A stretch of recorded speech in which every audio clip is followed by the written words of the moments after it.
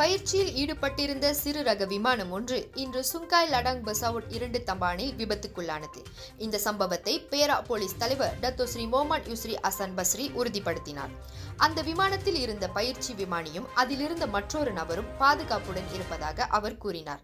இன்று காலை மணி 9:55 அளவில் நிகழ்ந்த அந்த விபத்தை தொடர்ந்து அதிலிருந்த ஓர் ஆடவரும் ஒரு பெண்மணியும் ஸ்லிம் ரிவர் மருத்துவமனைக்கு அனுப்பி வைக்கப்பட்டதாக அவர் தெரிவித்தார். Allahu Akbar. Allahu Akbar. Okey, sekejap. Boleh. Allah. Okey.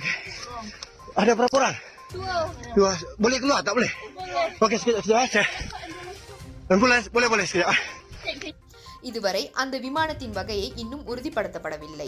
இதற்கு முன்னதாக அந்த சம்பவம் குறித்த காணொளி சமூக வலைதளங்களில் வைரலானது.